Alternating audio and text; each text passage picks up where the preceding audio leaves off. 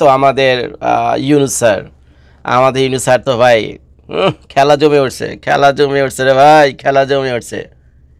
একটা না, দুইটা না, তিনটা না, পাঁচটা না, 10টা না, 15টাও না, 20-20টা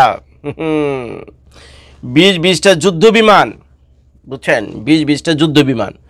তো ভিডিওর বাকি অংশে তো আমি যুদ্ধ বিমান বলবো না, খালি মাল বলবো, বুঝছেন, 20টা মাল। কারণ ওই যুদ্ধ বিমান টিমান বললে ওই ফেসবুক কান খারাপ করে রাখে, ইউটিউব কান খারাপ করে রাখে, মনে করে যে আমি কোনো যুদ্ধের নিউজ করতেছি, তখন ভিডিওতে সমস্যা হয়, বুঝছেন, ভিডিওতে সমস্যা হয়। আর ভিডিওতে পয়সা করে দেয় না, মনিটাইজেশন বন্ধ করে দেয়। তো এত কষ্ট করে ভিডিও বানায় যদি $10-20 রোজগার না করতে পারি, তাহলে হইলো নাকি এরকম? তো যাই হোক, বিমান তার বললাম না, যুদ্ধ বিমান, এগুলো একটা মাল। তো 20টা মাল, কয়টা মাল? 20টা মাল। কার কাছ থেকে কিনছে? চায়না থেকে কিনছে। এই মালগুলো যে কিনলো সেই চায়না থেকে, মানে যুদ্ধ বিমানগুলো আর কি। তা একটুখানি আমার কাছে খটকা লাগলো, বুঝছেন। মালই যেহেতু কিনবেন, আর 2টা পয়সা বেশি দিয়ে আমেরিকার মাল কিনতেন, আর 2টা পয়সা বেশি দিয়ে আমেরিকার মাল কিনতেন। আমেরিকার মাল যদি কিনতেন, তাহলে আমেরিকার সাথে বাংলাদেশের সম্পর্কটা ডেভেলপ হইতো, যেহেতু একটা লেনদেনের ব্যাপার হইতো, আমেরিকার সাথে ঘনিষ্ঠতা বাড়তো, বন্ধুত্ব, প্রেম প্রীতি, আমেরিকার সাথে প্রেম প্রীতি এগুলি বাড়তো তো। কিন্তু আমেরিকা থেকে না কিনে এলো চায়না থেকে। এখন ডোনাল্ড ট্রাম্প কি গোসা হবে না বলেন? গোসা তো হবে। এখন ডোনাল্ড ট্রাম্প যদি বলে এখন তুই আমারটা খাস, তুই আমারটা পরো, এই করো সেই করো, ইত্যাদি ইত্যাদি, আর ওই দিন শেষে যাও তুমি পীড়িত করতে লেগে চায়নার সাথে, তো এটা হইলো। তো যাই হোক, আমি কোন যুক্তিতে কেমনি কী অবস্থা বুঝি, বাংলাদেশের অবস্থা বুঝি। অত পয়সা তো নেই, আমেরিকান মালের তো অনেক দাম, আমেরিকান মাল তো চিপ না, আমেরিকান মাল তো চিপ না। এই যে টি শার্টটা পরে রয়েছে না, তো এই টি শার্টটার দাম ওই আমেরিকাতে প্রায় $20-30, বুঝছেন। এই টি শার্টটার দাম আমেরিকাতে $20-30। এখন চায়নাতে যদি জানি টি শার্টটার দাম কত হবে, কত $2-4 হলেও হতে পারে। তো স্বাভাবিকভাবে চাইনিজ জিনিসের দাম কম, আমেরিকান জিনিসের দাম অনেক বেশি। তো হয়তো যে এই 20টা যুদ্ধ বিমান বা মাল চায়নার কাছ থেকে বাংলাদেশ কিনতেছে, এক একটা 1200 কোটি টাকা অথবা 1300 কোটি টাকা, এর ভিতরে হবে। টোটাল 20টা গুণ যোগ বিগ দিয়ে আপনি দেখে নিন টোটাল কত হাজার কোটি টাকা। তো এই যে যেগুলো কিনতেছে, হয়তো পয়সা করে একটু টানাটানি আছে, এর জন্য কিনতেছে। কিন্তু যাই হোক, কিনুক। কারণ ভাই বিশ্বাস করেন, 54 বছর ধরে বাংলাদেশ স্বাধীন হয়েছে, আর আমার বয়সও প্রায় 40-এর উপরে। আজও পর্যন্ত আমি কিন্তু জানি না আমাদের যে সেনাবাহিনী আছে, আমাদের সেনাবাহিনীরা কী ধরনের মাল ব্যবহার করে, আমাদের সেনাবাহিনী কী ধরনের মাল ব্যবহার করে আজও ভাই জানি না। AK-47 কথা শুনছে, সে তো ভাই কাহিনী বহুত আগের পুরোনো কাহিনী। AK-47 এগুলির বেল আছে কিনে, এখন দেখে আরও কত কিছু বেড়ে গেছে, নাম আমি সব জানি না।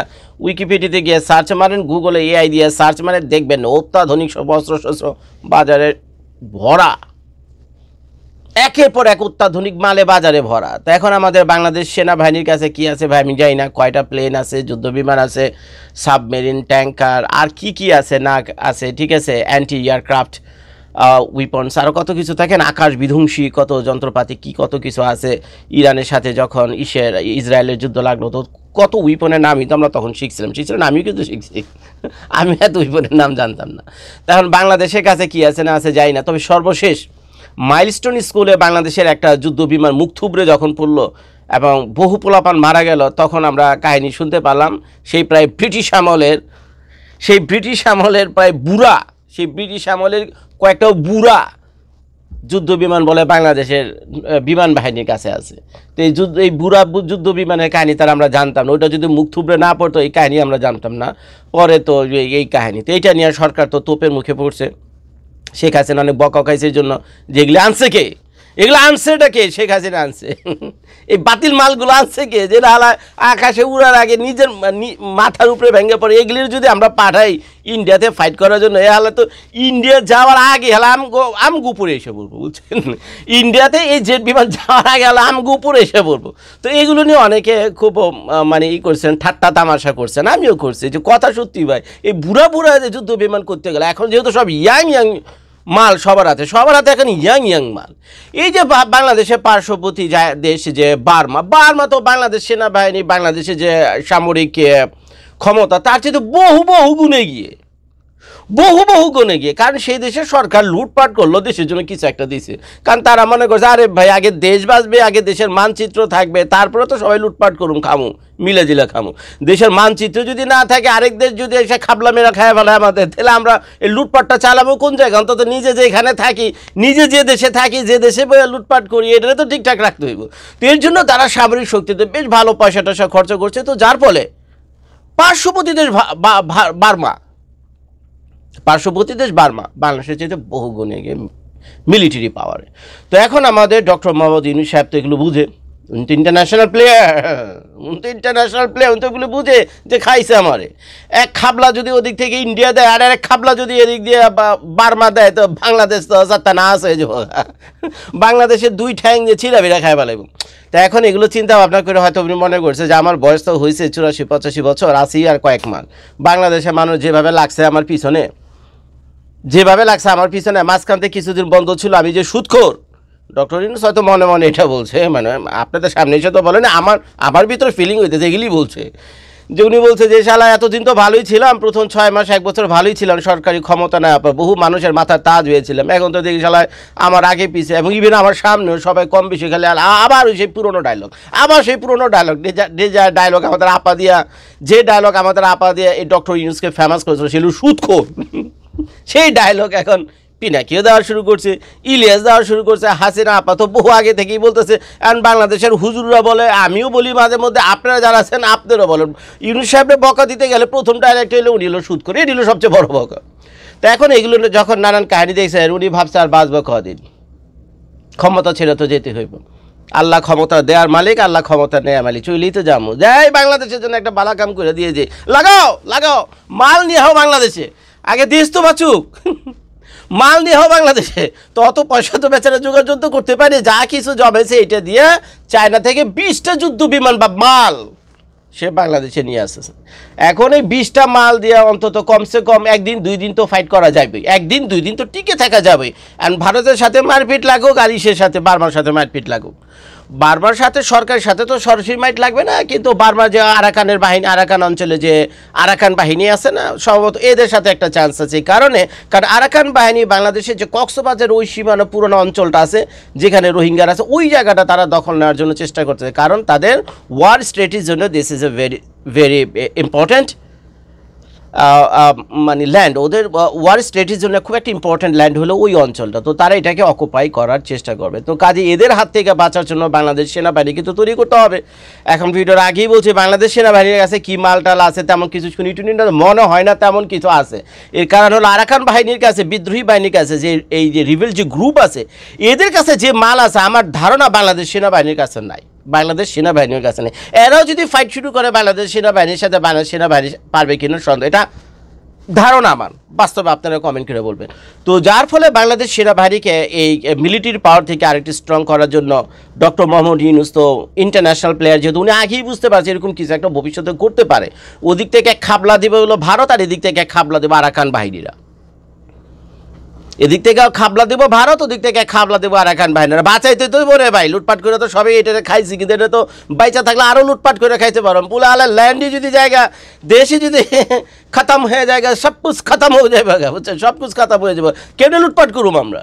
তো এই জন্য তাড়াতাড়ি করে 20টা যুদ্ধ বিমান কিনে নিয়ে এসে, থ্যাংক ইউ মিস্টার ইউনূস সাহেবকে। তো আমার ভিডিও শুনে অনেকে মনে কষ্ট পান যে আমি হাসি তামাশা করি, ভাই আমার নেচারটা এরকম, আমি খারাপ নিউজ হোক ভালো নিউজ হোক বুঝছেন, আমি আমার মতো করে বলি, বুঝছেন। আমার ভিডিও করা যখন করতে আসে, আমি যখন কথাবার্তা বলি, আমার কাছে মনে হয় যে পাড়ার দোকানে যে চায়ের দোকান আছে না, বৈশা দোস্ত বন্ধু বান্ধবের সাথে যেভাবে কথা বলে, আমার ক্যামেরাটা যখন অন করি আমার ফিলিংটা হয় এরকম, বুঝছেন। তো আমি ভাই রিপোর্টার না কিছু না, আমি আপনাদের মতো একজন ওই চায়ের দোকানে বসে বসে আপনাদের সাথে গল্প করছে, কিন্তু ঘটনা হলো এইটা। তো কাজে অনেক ঠাট্টা তামাশা করে অনেক কথাবার্তা বলি, মনে কষ্ট নিয়ে না। আর থ্যাংক ইউ মিস্টার ইউনূস সাহেবকে, সকালে ওনারে বুকি, রাতে প্রশংসা করি, রাতে ওনারে বুকি, সকালে প্রশংসা করি, কারণ মানুষটাই এরকম, প্রতিটা মানুষের ভালো এবং মন্দ দিক থাকে। যদি উনি মন্দ কিছু করে বকা খাবে, আর যদি ভালো কিছু করে প্রশংসা পাবে। তো এখন ইউনূস সাহেব চলে যাওয়ার আগে যে এই যে হাজার হাজার কোটি টাকা, চাইলে এগুলো আপনি আরও দুর্নীতি লুটপাট করতে পারতাম, আল্লাহর রহমত দিছে, করেনি, হয়তো বা কম করছে, মনে করছে যে ঠিক আছে এত লুটপাট করার জন্য যা খাওয়াটা খাইছি চলিতে যাও, হাসরের ময়দানে তো আল্লাহর মুখোমুখি হইতে হইব, এইসব হারাম খাইতেছে এগুলো জবাব তো দিতে হইব। এইসব হারাম খাইতেছে, এগুলো জবাব তো দিতে হয়তো এই ধরনের একটা ফিলিং আসে, তো যার ফলে হয়তো বা মনে করছে যাওয়ার একটা বালা কাম করে দিয়ে যে দেশের জন্য, এই জন্য চায়না থেকে 20টা যুদ্ধ বিমান কিনে দিয়ে গেল। এখন 20টা যুদ্ধ বিমান দিয়ে ভারতের সাথে অন্তত কয়েকদিন তো যুদ্ধ টিকা যাবে, আর কয়েকদিন যুদ্ধ টিকা মানে কোনো দেশের সাথে এটা একটা বিরাট ব্যাপার, এটা একটা বিরাট ব্যাপার। এই 20টা যুদ্ধ বিমান প্লাস আরও যা কিছু মাল মাসালা আমাদের আছে, বার্মার সাথেও ফাইট টেট করে হয়তো আরও মাসখানেক লিঙ্গারি করা যাবে যে কোনো ওয়ার, এটা একটা বিরাট ব্যাপার। আর এত দিনের সময়ের ভিতরে আমরা প্রবাসীরা আছি না, আমরা প্রবাসী আমরা কি বয়ে থাকুন চুপচাপ করে, চুপচাপ বয়ে বাংলাদেশের সাথে ফাইট টেট লাগলে আমরা তো লেগে যাবো লুঙ্গি উঠে, বুঝছেন, আমরা তো লুঙ্গি উঠে ঝাঁপায় পড়ব এই যুদ্ধের ভিতরে, এটি স্বাভাবিক ব্যাপার। বাংলাদেশের মাটিতে যাদের জন্ম তারা প্রত্যেকে এটা করবে, তখন সবাই বিভেদ ভুলে যাবে। তো কাজে এই 2 দিন 4 দিন 1 মাস 2 মাস জন্য কোনো যুদ্ধকে যদি লিঙ্গারি করা যায়, তখন একটা না একটা যুদ্ধবিরতি একটা সিচুয়েশন একটা তৈরি হয়, যুদ্ধবিরতি একটা কন্ডিশন, সিজফায়ার একটা কন্ডিশন তৈরি হয়, বুঝছেন, সব দেশেই তৈরি হয়। ইরানের সাথে ইসরায়েলের দেখছেন, বিভিন্ন দেশে এটাই হয়। কিন্তু আপনাকে প্রথম 2-4 সপ্তাহ 2-4 মাস যুদ্ধে টিকে থাকতে হবে। তো আমরা যুদ্ধে জিততে তো পারবো কিনা তা জানি না, এটা যুদ্ধ জেতানোর মালিক আল্লাহ, হারানোর মালিকও আল্লাহ, এটা আমরা বিশ্বাস করি। কিন্তু এই কিছুদিন যে যুদ্ধটা আমরা ধরে রাখতে পারব, এটি হলো আমাদের একটা বিরাট ক্রেডিট, এটি আমাদের বিরাট একটা সক্ষমতা, ব্যক্তিগতভাবে আমি এটা মনে করি এটি আমাদের জন্য একটা বিরাট পাওয়া। তো ধন্যবাদ মিস্টার ইউনূস সাহেবকে, দেরিতে হইলেও উনি বুঝতে পারছে বাংলাদেশ সরকারের আগে যারা ছিল সবাই তো খালি খাইছি, দেশের জন্য বা কী করছে, শেখ হাসিনা আপা যাও কিছু করছে টুকটাক চোখে পড়ার মতো, এটা বললে আবার খুব ফেসিবাদ আপা প্রশংসা করেন, সত্যি কথা তাই।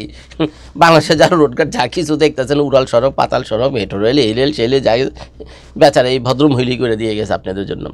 আর ডক্টর মোহাম্মদ ইউনূস যাওয়ার আগে 20টা যুদ্ধ বিমান কিনে দিয়ে গেল। থ্যাংক ইউ মিস্টার ইউনূস সাহেব, থ্যাংক ইউ ভেরি মাচ। ভালো কাজ করবেন, মানুষের দোয়া পাইবেন। ভিডিওটা দেখার জন্য ধন্যবাদ। সালাম আলাইকুম।